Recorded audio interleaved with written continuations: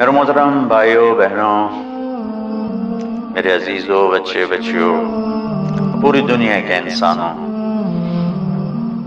اللہ کرے میرا پیغام پوری دنیا میں پہنچے، مسلم بھی سنیں، نان مسلم بھی سنیں کہ اچھی بات تو لینی چاہیے جہاں سے بھی ہو۔ عید قربان جس کو ہم کہتے ہیں وہ قریب ہے، 6 دن باقی ہیں۔ یہ ابراہیم علیہ السلام کی سنت ہے اور میرے نبی نے اس کو زندہ کیا۔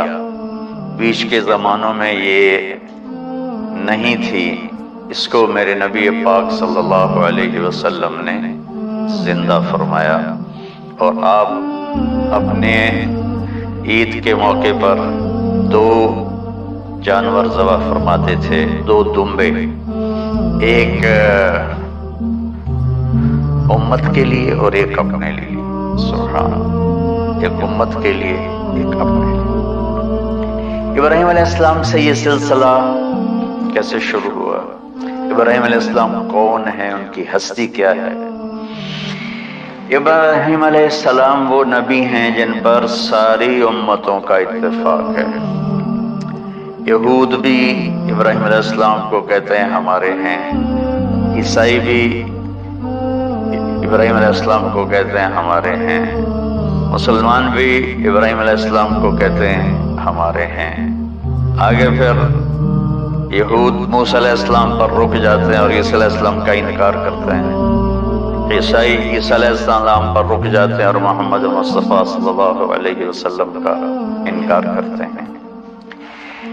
ان ابراہیم لأواہ حلیم، ان ابراہیم لأواہ حلیم، ابراہیم بہت مہربان رونے دھونے والے تھے، اور ابراہیم کا مطلب بھی ہے مہربان باپ، مہربان باپ۔ ابراہیم علیہ السلام کی کہانی تو بہت لمبی ہے، اسے سنانے کے نہ مجھے سکت ہے اور نہ ہی آگے جو ہم کاسٹ کرتے ہیں اس میں اتنی ہمت ہوتی ہے، تو ہم شروع ہی کرتے ہیں کہ ابراہیم علیہ السلام سے اللہ نے اپنے بچے کی قربانی کیسے لی، پیچھے سارے واقعات کو چھوڑ کر۔ ابراہیم علیہ السلام کو جب آگ میں ڈالا گیا اور اللہ تعالیٰ نے ان کو آگ سے زندہ سلامت باہر نکالا، تو پھر انہوں نے ہجرت فرمائی اور مصر گئے۔ مصر کا جو بادشاہ تھا وہ ہر آنے والی عورت کو زبردستی ایک رات اپنے کمرے میں رکھتا تھا، تو اس نے حضرت سارہ علیہ السلام کو بھی قبضہ کر کے اپنے کمرے میں رکھا۔ جو ہی ہاتھ بڑھاتا اس کا ہاتھ سوکھ جاتا، پیچھے کرتا تو ٹھیک ہو جاتا، پھر ایسے ہاتھ بڑھاتا سوکھ جاتا، پھر پیچھے کرتا ٹھیک ہو جاتا، پھر ایسے ہاتھ بڑھایا سوکھ گیا، پھر پیچھے کیا ٹھیک ہو گیا۔ تو اس نے کہا یہ تو کوئی اور ہی بات ہے، تو اس نے اپنی بیٹی حضرت ہاجرہ وہ ان ابراہیم علیہ السلام کے نکاح میں دے دی۔ ابراہیم علیہ السلام اس وقت 70 سے اوپر جا چکے تھے اور حضرت ہاجرہ 22 سال کی تھی۔ یہ 3 افراد کا قافلہ ہجرت کر کے فلسطین پہنچا، اور ابراہیم علیہ السلام کی عمر گزر گئی۔ رب ہب لی من الصالحین، یا اللہ کوئی نیک بچہ دے، یا اللہ کوئی نیک بچہ دے۔ اولاد کا نیک ہونا ضروری ہے، ڈاکٹر بنے، انجینئر بنے، عالم بنے، مفتی بنے، ان میں سے کوئی چیز ضروری نہیں، اولاد کا نیک ہونا ضروری ہے۔ اور اس کے لیے والدین کو ٹائم دینا پڑے گا، والدین کو محبت دینی پڑے گی، والدین کو گود دینی پڑے گی، والدین کو شفقت دینی پڑے گی، ورنہ اولاد اور ماں باپ 2 کنارے بن جائیں گے۔ کچھ تقریباً 84 سال کی عمر میں اللہ تعالیٰ نے حضرت ہاجرہ سے بیٹا دیا، سارہ کی بجائے ہاجرہ سے بیٹا دیا۔ حضرت اللہ کی حکمت تھی، اللہ بھی یہی چاہ رہے تھے، تو حضرت سارہ کو بڑی تکلیف ہونے لگی، کہنے کہ اس بچے کو مجھ سے دور کرو، اس بچے کو مجھ سے دور کرو، میں دیکھ نہیں سکتی۔ تو جبریل آئے کہ اللہ تعالیٰ بھی فرما رہے ہیں کہ اسے یہاں سے دور کرو، کیا کہاں لے جاؤں؟ کہا یہ ہم بتائیں کہاں لے جانا ہے۔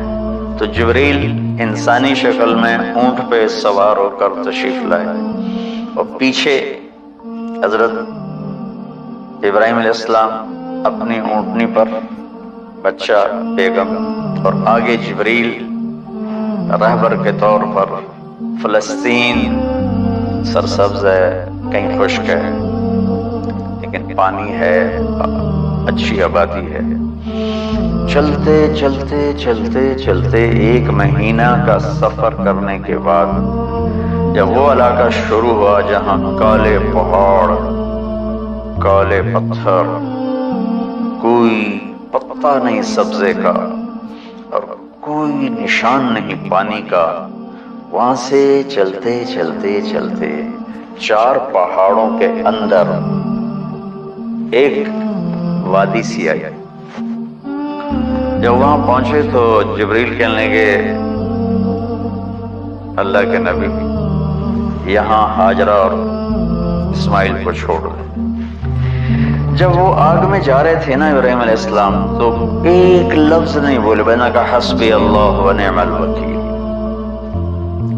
لیکن جب جبریل نے کہا یہاں چھوڑ دیں تو ایک دم بولے یہاں کیسے چھوڑ دوں، یہاں تو کچھ بھی نہیں ہے، یہ کیسے رہیں گے؟ کہ یہ آپ کے رب کی منشا ہے، یہاں اللہ کا گھر بنے گا، یہاں اس بچے کی نسل سے ایک آخری نبی پیدا ہوگا جو پورے عالم کو روشن کرے گا، اب چھوڑ دو۔ تو وہ وہاں 3 دن رہے، ان کے لیے ایک چھپر سا بنایا لکڑیاں کاٹ کے، یا 2 دن رہے یا 1 دن، یہ تو کوئی تحقیق کوئی نہیں ہے، لیکن ایک چھپر سا ان کو بنا کے دیا ایسے، یعنی اس ایک اوپر لکڑیاں کی چھاؤں کر دی اور نیچے ایسے بانس سے کاٹ دیے اور چل پڑے۔ تو حضرت ہاجرہ فرمانے لگے آپ کہاں جا رہے ہیں؟ اتنا بڑا امتحان تھا کہ جواب نہیں دینا، بس چپ کر کے چلو۔ انہوں نے پھر پوچھا آپ مجھے چھوڑ کے کیوں جا رہے ہیں؟ آگے سے خاموشی۔ چلتے چلتے 3 میل تک وہ اس طرح چلی۔ جب وہ خدائی پہنچی تو اس وقت ان کو خیال آیا یہ اللہ کے نبی ہیں، کہیں ان کو اللہ نے نہ کہا۔ تو ان کا اللہ امرک، کیا آپ کو اللہ نے کہا کہ مجھے چھوڑ دیں؟ کہنے لگے ہاں، کیونکہ ایک دم ایک نئی ہاجرہ نے جنم لیا کہ اذن یوں گردن اذن لن یضیعنا اللہ، جاؤ پھر میرا اللہ مجھے ضائع نہیں کرے گا۔ ابراہیم علیہ السلام بوجھل دل کے ساتھ پیدل چل رہے تھے، دونوں میاں بیوی اونٹنی پہ سوار ہوئے، اور وہ اپنے بچے کو گود میں لے کر ایسے کھڑی ان کو دیکھ رہے تھے۔ یہ کوئی مہینے کے لیے نہیں جا رہے تھے، پتہ نہیں ہے کب واپس آئیں۔ اجدے بچھڑے قد ملن گے، جانے رب رحمان۔ دیکھتی رہی انہوں نے ایسے پہاڑی کے اوپر چڑھے کہ اونٹ نیچے اتری، تو پھر انہوں نے منہ موڑا اور واپس وادی کی طرف چلی۔ کیا وقت تھا، صبح تھی شام تھی۔ جو ابراہیم علیہ السلام غائب ہوئے تو ایک دم آپ نے اونٹنی کا منہ موڑا ادھر ہی اور کہا ربنا انی اسکنت من ذریتی بواد غیر ذی زرع ربنا لیقیموا الصلاۃ۔ کیا طرز ہے، آپ اندازہ لگاؤ ایک آدمی کو 84 سال کی عمر میں بیٹا ملے اور پھر اسے ایسے جنگل بیابان میں چھوڑ دیا جائے، تو ان کے دل پہ کیا بیت رہی ہوگی؟ اس دعا میں وہ درد ہے جو میرے بھی آنسو نکل رہے ہیں۔ ان کو 3 دفعہ قصہ سنا چکا۔ اے اللہ، تیرے ہی کہنے پر تو جو میرا رب ہے، یا اللہ نہیں کہا، اللہم نہیں کہا، ربنا، یا اللہ تو مہربان ہے، اس میں بھی کوئی تیری مہربانی ہوگی، تیری محبت ہوگی، تیری شفقت ہوگی۔ انی اسکنت من ذریتی، میں نے چھوڑ دیا اپنی اولاد کو. یا اللہ میں نے وہاں چھوڑا جہاں نہ پتا ہے، نہ دانا ہے، نہ پانی ہے. تو جان اور یہ جانے. اس درد بھری دعا نے عرش کو بھی ہلا دیا تھا. اور آپ نے منہ موڑا. اس باپ کو سوچو جو ہر قدم پہ اپنے معصوم بچے سے دور ہو رہا ہے، اور اس ماں کو سوچو جو ہر قدم پہ اپنے خامن سے دور ہو رہی ہے. ابراہیم کی منزل تو آگے گھر ہے، 2 بیویاں اور ہیں. ادھر تو پتھروں کے ساتھ دوستی ہے. جب ہاجر میں ایک دفعہ میں ایسے سوچ میں بیٹھا، میں اتنا رویا. میں نے کہا جو وہ ہماری ماں ہاجرہ وہاں اکیلی بیٹھی ہوگی، اور چاروں طرف اونچے اونچے پہاڑ تھے، اور اندر بیٹھنے والوں کو باہر کا پتہ نہیں، باہر والے کو اندر کا پتہ نہیں. شام ڈھلی ہوگی تو اندھیری رات نے کیا ظلم ڈھایا ہوگا. کالے پہاڑوں کا اندھیرا، اندھیری رات کا اندھیرا. تارے بھی حیران ہوں گے یہ کون بی بی بیٹھی ہوئی ہے. ستارے روزانہ ہی نکلتے تھے، لیکن آج وہ ایک نیا تماشا دیکھ رہے ہیں کہ ایک معصوم شہزادی ایک معصوم بچے کو گود میں لے کے بیٹھی ہے. کون اسے یہاں چھوڑو. چاندنی رات تو چاند بھی حیران ہو رہا ہوگا یہ کیا ہو رہا ہے، یہ کیا ہو رہا ہے، یہ کیا ہو رہا ہے. اور وہ تنہا جان آسمان کو دیکھتی ہوگی، اللہ یہ میرے ساتھ کیا ہوگا. وہ رات کیسی، پہلی رات کیسی گزری ہوگی حضرت ہاجرہ کا. کہ ہمارے تبلیغ والے 3 دن کے لیے جاتے ہیں، بیویاں شور مچا دیتی ہیں، چھوڑ کے جاندے پہ چھوڑ کے جاندے پہ. اس ہاجرہ کو سوچو جس پر اندھیری رات، اور اسے کچھ پتہ نہیں تھا میرے ساتھ کیا ہونے والا. جب دن چڑھا تو سورج نے دیکھ کر اس کی آنکھیں پھٹ گئیں کہ یہ کیا ہے. وہ تو کسی پہ رحم نہیں کرتا. اس کی آگ نے پتھروں کو تپایا، میری ماں ہاجرہ کے چھپر کو تپایا اور تڑپا کے رکھ دیا. ایک چھوٹا سی مشکیزہ تھا پانی کا، اسے گھونٹ گھونٹ پی کے ان کے منہ میں بھی ڈال رہی تھی. اس مشکیزے پر 3 دن گزرے، پانی ختم ہو. ہم 92 کے حج میں پھنس گئے. مزدلفہ سے پہلے تو ہماری بس میں پانی کوئی نہیں. جو اس وقت ہمارا حال ہو، ہمیں پتا تھا 2-4 گھنٹے کے بعد پانی ہے، لیکن جو اس وقت بچے بھی تھے چیخ کو پکار تھے. ہاجرہ کی چیخیں کون سن رہا تھا؟ اور ادھر اسماعیل کی دھاڑ دھاڑ شروع ہو گئی، پیاس کی وجہ سے، بھوک کی وجہ سے. بے بس ماں دیکھ رہی ہے، میں کیا کروں.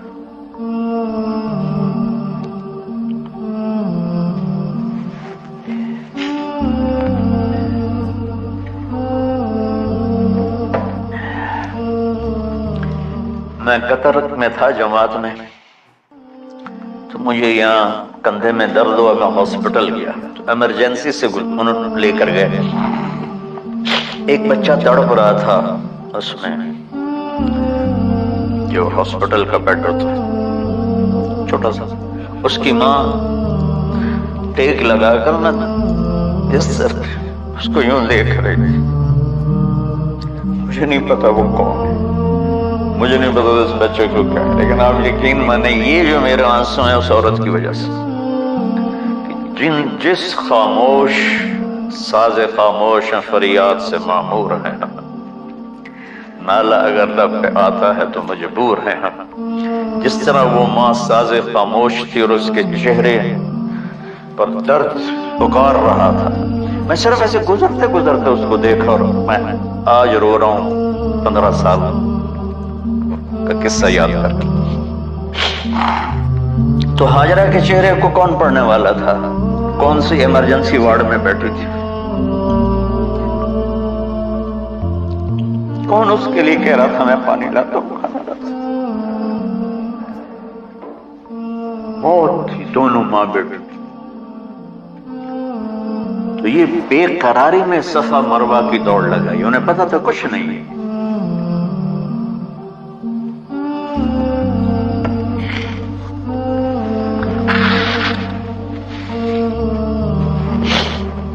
انہیں معلوم تھا کچھ نہیں ہے، لیکن وہ اس کو تڑپتے دیکھ نہیں پا رہے، تو بھاگی صفا پہ چڑھی، ادھر دیکھ ادھر دیکھ، ابھا دیکھا لمحہ دیکھا، ڈٹھی دل کو دیواں ٹیکا، سجن مل سم کے مر پوسا۔ یہ ہماری سرائکی کے شاعری ہے۔ مشرق دیکھتے ہوں، مغرب دیکھتے ہوں، دائیں بائیں دیکھتے ہوں، کوئی ہے میری فریاد سننے والا۔ یہ حالت تھی اس وقت ام اسماعیل کی۔ نیچے اتری جہاں وہ ٹیوب لائٹس آتی ہیں، وہاں وہ نیچے ہو گئے اور بچہ غائب ہو گیا، تو دوڑ لگا تھا۔ مصر کی شہزادی اور مکے کے نوکدار پتھروں کے اوپر دوڑ رہی تھی۔ جب بچہ نظر آیا پھر آہستہ، پھر مروہ پہ چڑھ، پھر صفا پہ چڑھ، پھر مروہ پہ چڑھ، پھر صفا۔ مجھے لگتا ہے صفا مروہ بھی رو رہے ہوں اور مکے کے پہاڑ بھی رو رہے ہیں، سورج بھی اس وقت رو رہا ہوگا۔ آخر وہ مروہ پہ تھک کے گر گئے۔ یہ نہیں کہ انہوں نے 7 چکر لگانے تھے، 7ویں چکر کے بعد ان کی ہمت جواب دے گی، وہ گر گئی اور ان کا جینا چاہا کہ میں بچے کو اپنے سامنے مرتا دیکھوں، اس لیے وہیں گر گئی کہ میں اتنے مر جاؤں اتنے مر جاؤں۔ پھر ایسے حسرت بھری نظروں سے یوں دیکھا مر گیا کہ نہیں، تو وہاں ایک آدمی کھڑا تھا، پھر مردہ جسم میں پھر جان آ گئی۔ پھر انہوں نے اپنے آپ کو اٹھایا اور دوڑ لگائی۔ پہنچی تو آدمی غائب تھا اور پیڑیوں سے پانی نکل رہا تھا۔ اتنے چکر کیوں لگوائے، پہلے ہی نکال لیتے۔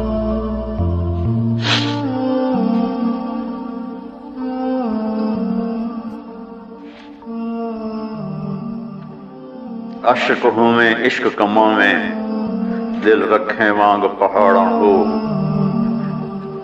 سہ صدیاں ہزار غلامیں کر جانے باغ بہاراں ہو، منصور جے جو سولی دیتے جڑے واقف کل اسراراں ہو، سجدیں سر چائیں نہ باہو توڑے کافر کہیں ہزاراں ہو، عاشق سوئی حقیقی جڑا قتل معشوق دے مننے، سر نو جوڑے تے مکھ نہ موڑے ہمیں 100 تلواراں کھنے، سچا عشق حسین علی دباہو سر دتے تے راز نہ بن۔ کوئی ابراہیم کا گلہ نہیں، شکوہ نہیں۔ یہ 7 چکر اور تڑپ اور درد، اس کے بعد پانی کیوں نکالا، پہلے کیوں نہیں نکالا؟ کہ عشق کا راستہ ہی ہے، میرے گھر کے راستے میں کوئی کہکشاں نہیں ہے، راستہ عشق اشکا سے۔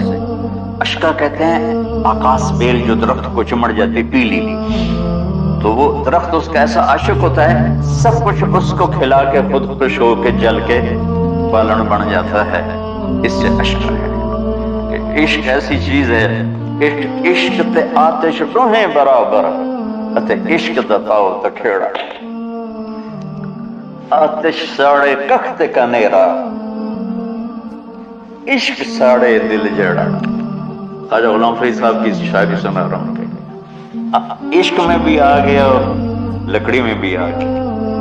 لکڑی کی آگ خس و خاشاک کو جلاتی ہے اور عشق کی آگ دل کو جلا کے برباد کر دیتی۔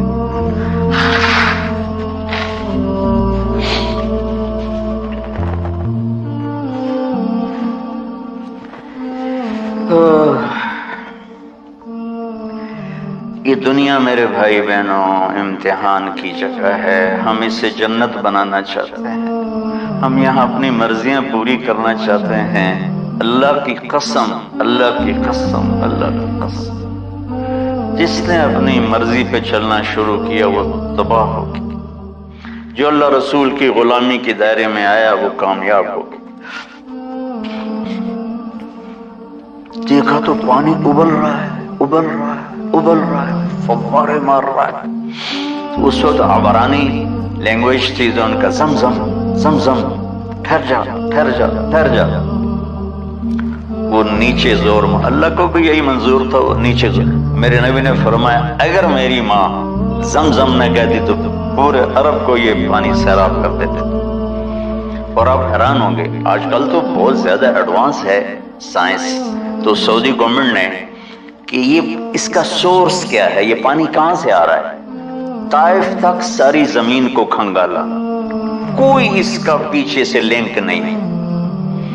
کہیں چشمہ ہوتا ہے نا تو پیچھے لنک ہوتا ہے، کہیں سے پانی نکل ہوتا ہے پیچھے سے لنک ہوتا ہے. زمزم کا کوئی لنک نہیں. جو ہی موٹر چلاتے ہیں تو 8-9 جھرنے ہیں سوراخ، وہاں سے پانی ابل ابل کے آنا شروع ہو جاتا ہے. اور جو ہی موٹر بند کرتے تو وہ جھرنوں کا پانی بند ہو جاتا. اس میں نہ مچھر ہے، نہ اس میں کوئی کیڑا ہے، نہ کوئی مکوڑا ہے، پاک صاف پانی. زمزم زمزم.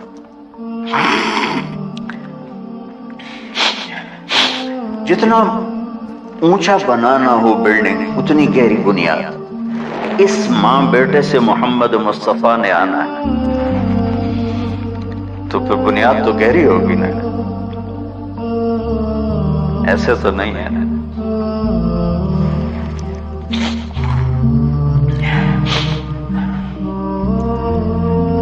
تو چونکہ محمد مصطفیٰ صلی اللہ علیہ وسلم کو اس بچے اور اس ماں سے اللہ نے وجود دینا، پیچھے ابراہیم والد دینا. ابراہیم علیہ السلام کی نسل میں 4000 انبیاء آئے.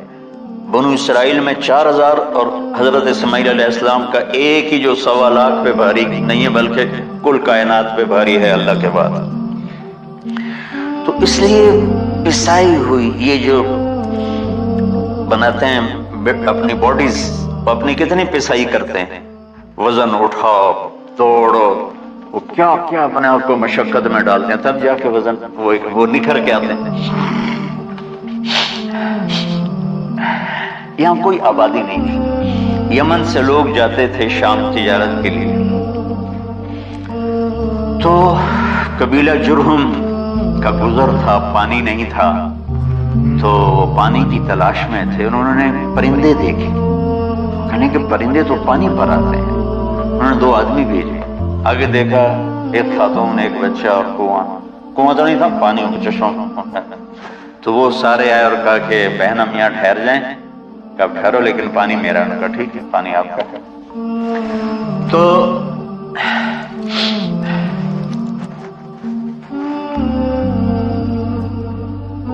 1 سال کے بعد اجازت ملی، جاؤ مل کے آؤ.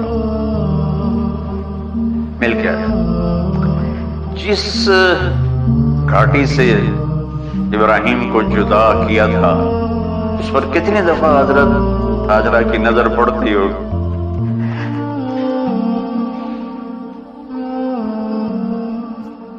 اگر آپ اس کو فیل کریں تو یہ قصہ بیان ہی نہیں ہو سکتا، بس رونا ہی پڑے گا. اور خاص طور پر آج کے دور میں جب کوئی اللہ کو کی ماننے کے لیے تیار ہی نہیں ہے، کوئی جہنم سے ڈرنے کے لیے تیار نہیں، کوئی جنت کی طلبگار نہیں. 1 سال کے بعد اونٹنی کا سر نظر آیا تو دل اچھل کے آسمان کو جانے لگا کہ میری آنکھوں کی ٹھنڈک آ گئی، میرے سر کا سایہ آ گیا، میرے بیٹے کی چھاؤں آیا. اونٹنی اٹھائی،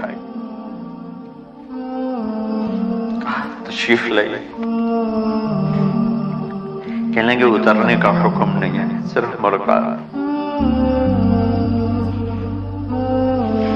آتے صبر آیا ہوا تھا، صبر توڑ کے پھر جا رہے ہیں.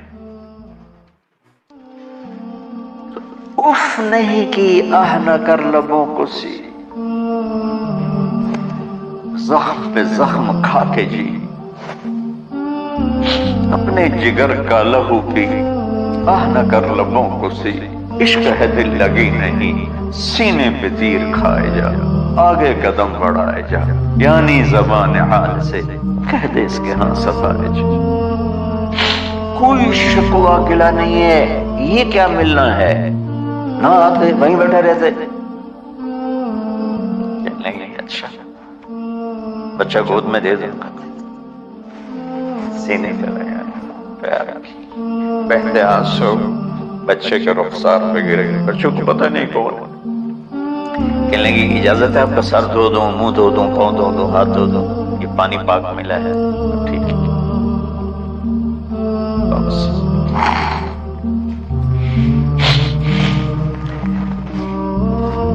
فلما بلغ معه السعي، جب وہ بچہ بھاگنے دوڑنے لگا، دل میں اتر گیا، نظروں کو بھا گیا، تو خواب آنے شروع ہوئے، قیمتی چیز قربان کرو، جانے کتنی بکریاں قربان کر دی، پھر خواب آیا قیمتی چیز قربان کرو، پھر گائے قربان کر دی، عدد مجھے یاد نہیں ہے، پھر خواب آیا قیمتی چیز قربان کرو، اونٹ قربان کر دیے، پھر خواب آیا قیمتی چیز قربان کرو، تو پھر خیال آیا کہ یہ اسماعیل کی طرف اشارہ ہے، 1500 کلومیٹر ہے، 1 مہینے کا اونٹ کا سفر ہے، چھری لے کر ایک باپ بچے کو ذبح کرنے جا رہا ہے، اس مہینے کے ہر منٹ نہیں ہر سیکنڈ میں اس کے دل پہ کیا گزر رہی ہوگی، کس لیے جا رہا، ساری دنیا پھرتے ہیں، جب گھر واپس آنے کا ہوتا ہے تو خوش ہو رہے ہوتے ہیں کہ پاکستان جا رہا ہے، پاکستان کتنی دفعہ اللہ نے دنیا پھرائی، یہ اور اس باپ کی عمر 92 سال ہو چکی، 92 سال مولانا صاحب، اس کی اونٹنی کہ قدم کے ساتھ نہیں، ہر سیکنڈ کے ہر کروڑویں حصے میں ابراہیم کا دل پھٹتا ہوگا کہ اس معصوم بچے کو ذبح کیسے کر رکھا، اللہ کی مان کے دکھا دی، اللہ نے تو ہمیں دین ہی آسان دیا ہے، ہم سے تو نہیں بچوں کی قربانی مانگی۔ ابو بکر صدیق رضی اللہ تعالیٰ عنہ نے فرمایا تھا یا رسول اللہ، ایک آیت ہے جس کا مفہوم یہی ہے، اگر اللہ ہمیں کہتا نا بچے قربان کرو، ہم بھی چھریاں چلا دیتے،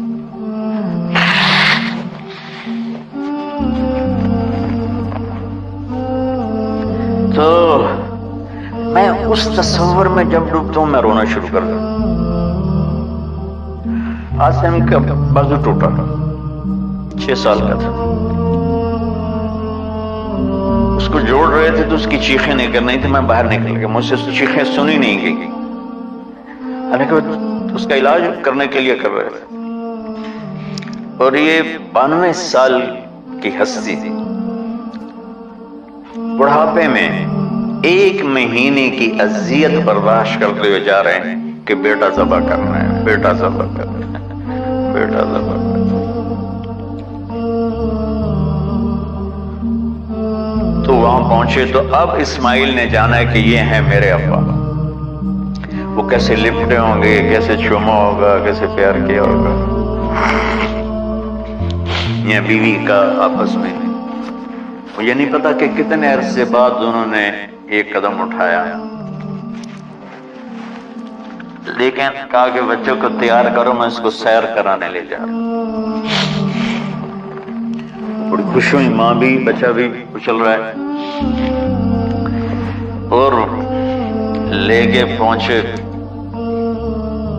جمرہ کبریٰ پر، وہ جو شیطان کو 3 جگہ مارتے ہیں، تو آخری جگہ وہاں اس وقت ایک تنگ سی جگہ تھی پہاڑوں میں گھری ہوئی، وہاں پہنچے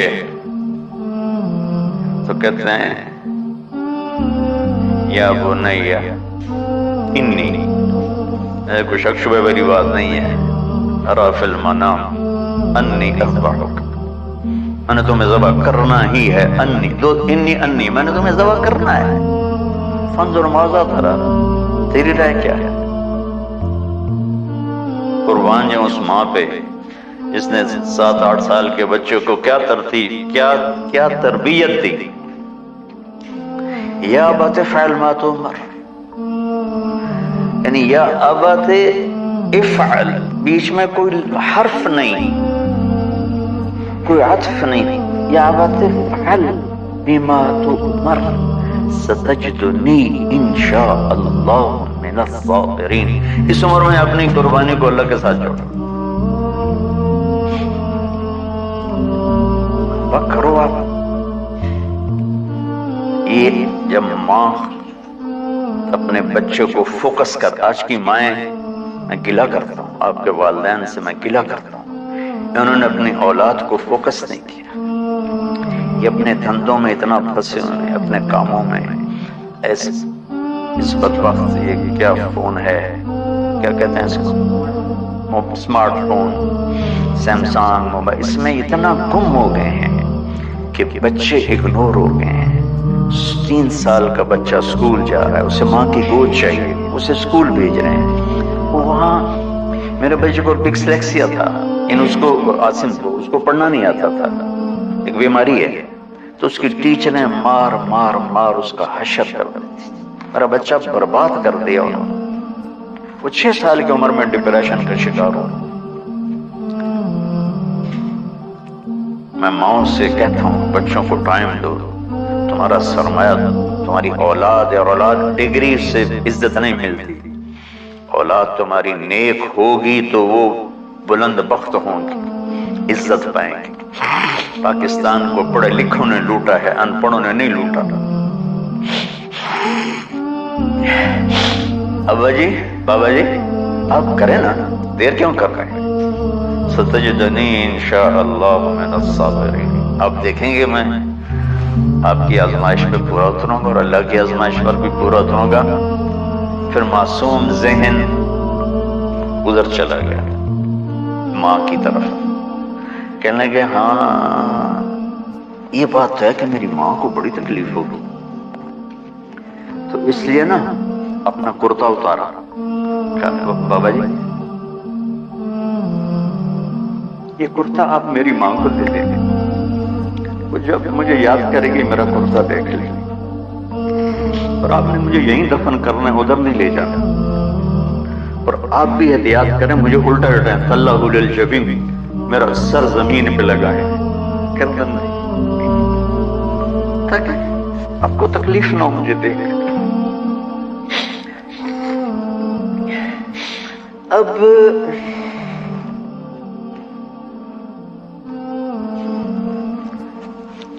میں تو مرغی ذبح ہو رہی ہوں نا، تو اس کو تڑپتے نہیں دیکھ سکتا. قربانی کے لیے مفتی صاحبان کہتے ہیں کہ اوپر کھڑا ہونا چاہیے، خود کرے یا اوپر کھڑا. میں نہیں کھڑا ہو سکتا. جانور جب تڑپتا ہے مجھے کچھ ہونے لگتا، میں بچوں کو بھیجتا ہوں جاؤ قربانی پہ کھڑے. جیسے ابراہیم علیہ السلام کا تصور کر کے میری چیخیں نکلی کہ انہوں نے جب ان کی کمر پہ گوڈا رکھا ہوگا یوں کر کے، ہاتھ باندھے، پاؤں باندھے، اور سر کے بال یوں اٹھا کے یہاں لائے ہوں گے سر پر، چھری یہاں رکھی ہوگی، تو کیا کیا فیصلہ. تو یوں آسمان کو دیکھ کے یا اللہ کیا تم مجھ سے ناراض ہو گیا ہے کہ میرے دل میں اسماعیل زیادہ اتر گیا ہے؟ یا اللہ ایسا کبھی نہیں. یا اللہ یا میرا کوئی امتحان تو لے رہا ہے، یا اللہ تیرے اوپر سب کچھ قربان ہے. اور یوں چلائی، اور اللہ تعالیٰ نے چھری کی کیا حیثیت ہے، اس نے چلنے سے انکار کر دیا. پھر چلائی، پھر چلائی.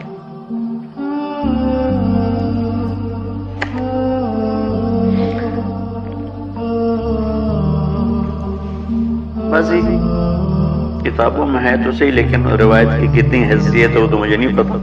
لیکن چونکہ یہ ایک تاریخی چیز ہے، کہی جا سکتی ہے. کہتے ہیں پھر گئے اور چھری کو تیز کیا پتھر پر، تیز کر کے جب آئن اور بال پکڑے. آسمان کے فرشتے 2 دفعہ روئے ہیں انسانی تاریخ. آسمان کے فرشتے 2 دفعہ روئے ہیں انسانی تاریخ.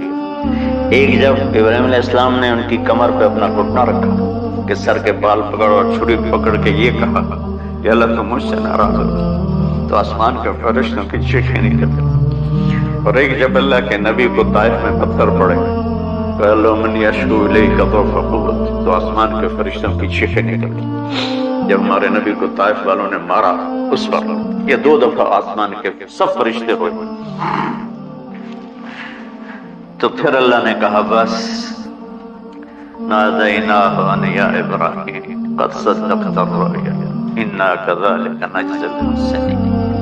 ابراہیم تو پاس ہو گیا ہے، چھری چل گئی اور آنکھوں پر تو پٹی تھی، چھری چل گئی، پٹی کھولی تو سامنے کبش تھا،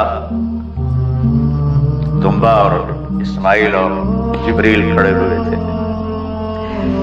ایک جانور کی قربانی ایک علامت ہے، اس قربانی سے ایک پیغام ہے کہ اپنے غلط جذبات کو اللہ پر قربان کر۔ ہم سے اللہ نہیں کہہ رہا بچے قربان کرو، ہم سے کہہ رہا غلط جذبات قربان کرو۔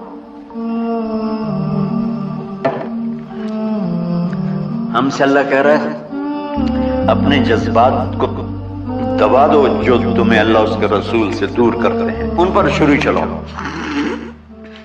جو اللہ اس کا محبوب کہتا ہے ان کو کرنے کے لیے بھی اپنے جذبات پہ چھری چلاؤ۔ سچ بولنے کے لیے چھری چلانی ہے تو چلاؤ اپنے جذبوں پر۔ اب اس کو پھیلا دو۔ ساری شریعت میں اللہ نے جو احل حلالا، جو اس نے کہا ہے یہ کرنا ہے، اس کے لیے اپنے جذبات قربان کر دو۔ وحرم حراما، اور جو کہتا ہے نہیں کرنا اس کو چھوڑنے کے لیے اپنے جذبات قربان کر دو۔ تو یہ ہے قربانی کی اصل حقیقت۔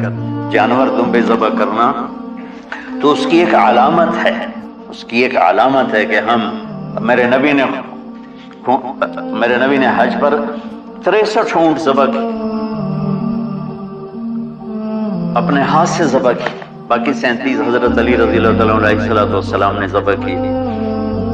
تو بھائیو قربانی کی اصل یہ ہے کہ ہم اللہ اس کے رسول پر اپنے جذبوں کو قربان کر رہے ہیں، اپنے جذبوں کو قربان کر رہے ہیں۔ مولانا ابوالکلام آزاد رحمۃ اللہ علیہ کا میں مضمون پڑھ رہا تھا اسی قربانی پر، تو انہوں نے فرمایا، انہوں نے لکھا، وہ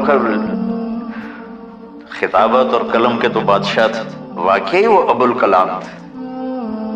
انہوں نے لکھا کہ اللہ نے چھری کے لیے چلنا طے کیا ہوا تھا، اللہ نے چھری کے لیے چلنا طے کیا ہوا تھا۔ جب اسماعیل کو لٹایا گیا تو اسماعیل کو کھینچ لیا، چھری کو روک دیا۔ جب میرے نبی کے والد کو حضرت عبد المطلب جب زمزم کا کنواں کھود رہے تھے تو باپ بیٹا تھے حارث اور عبد المطلب، تو تھک کر کے ایک دن کہنے لگے یا اللہ اگر تو مجھے 10 بیٹے دے گا نا تو میں ایک تیرے نام پہ قربان کروں گا۔ اللہ نے 15 دے دیے۔ جو سارے جوان ہو گئے ان کو اکٹھا کیا، بچوں میں نے تو منت مانی تھی، تو انہوں نے کہا ابا جان آپ جس پہ ہاتھ رکھیں گے ہم تیار۔ کیا اطاعت ہے۔ تو کہنے لگے نہیں میں قرعہ ڈالوں گا، جو اس زمانے کا طریقہ تھا وہ تیروں کے ساتھ۔ تو حضرت عبداللہ کا قرعہ نکلا ہے، حضرت عبداللہ سب سے زیادہ محبوب، تو انہوں نے ہاتھ پکڑا، چھرا اٹھایا۔ عمر بن عاص رضی اللہ عنہ کے والد عاص بن وائل ایک بہت بڑا کام کر گئے، وہ سامنے آگے کھڑا ہو گیا، کہنے لگا یہ کام نہیں ہوگا۔ انہوں نے کہا یہ سردار کا بول ہے، کہا آگے بھی سردار کھڑا ہوا ہے، میں یہ ظلم نہیں ہونے دوں گا۔ سارے مکے والے اس کے ساتھ ہو، عبد المطلب اکیلی رہ گئی۔ انہوں نے کہا وہ جو ہے نا قطبہ کاہنہ نجران میں، وہ جو فیصلہ کرے گی یا غصفان میں وہ مانوں گا۔ کہا چلو۔ تو غصفان یا نجران گئے قریش مکہ کے سردار، تو اس کاہنہ عورت جیسے آج اس زمانے کی جج ہوتی تھی، مرد بھی عورت، اس نے کہا کہ تم لوگ قتل کا معاوضہ کیا لیتے ہو؟ کہ 10 اونٹ۔ کہ اچھا ایسا کرو، ایک تیر پہ لکھو عبداللہ اور ایک پہ لکھو 10 اونٹ اور قرعہ ڈالو۔ اگر اونٹوں کا قرعہ نکل آئے تو جتنے اونٹ لکھے ہیں وہ ذبح کر کے عبداللہ کو چھوڑ دو، اور اگر عبداللہ کا نام نکلے تو ہر دفعہ 10 اونٹ بڑھا دو۔ تو وہ سارے بڑے خوش ہو گئے۔ تو عبد المطلب نے احتیاطاً 100 اونٹ پہلے کھڑے کر لیے صفا کے ساتھ، اور حرم شریف میں اکٹھے ہو گئے۔ وہ جو تیروں سے کرتے تھے تو الانصاب غالباً اس کو کہتے ہیں، ایسا ہی ہے ہاں۔ تو وہ 10 اونٹ عبداللہ، اس نے جو پورا اندازے میں علماء نے جو پھینکا تو نکلا عبداللہ، تو وہ 10 اونٹ اس نے پہلے الگ کھڑے کیے تھے تو 20 کر دیے، پھر پورا ڈالا تو عبداللہ، پھر 10 اور کر کے 30 کر دیے، پھر پورا ڈالا تو عبداللہ، پھر 10 اور کی تو 40 ہو گئے، پھر پورا ڈالا تو عبداللہ تو 50 ہو گئے، پھر پورا ڈالا تو عبداللہ تو 60 ہو گئے۔ مکے والوں کی آنکھیں پھٹنے لگی، پسینے آنے لگے۔ پھر پورا ڈالا عبداللہ تو 70 ہو گئے، 80 ہو گئے، 90 جب ہوئے تو سب کی آنکھیں باہر نکل آئی کہ اب پیچھے تو اونٹ ہی ختم ہو گئے۔ تو پھر پورا ڈالا 100 پر تو نکلا 100 اونٹ، تو سب نے نعرے لگائے۔ تو عبد المطلب کہنے لگے نہیں میں ایک دفعہ اور کروں، کیا تو پھر 100 اونٹ، پھر سب نے نعرے لگائے کہ نہیں میں ایک دفعہ اور کروں گا، پھر کیا تو 100 اونٹ۔ تو پھر عبد المطلب نے حضرت عبداللہ کو آزاد کیا، 100 اونٹ خود ذبح کیے۔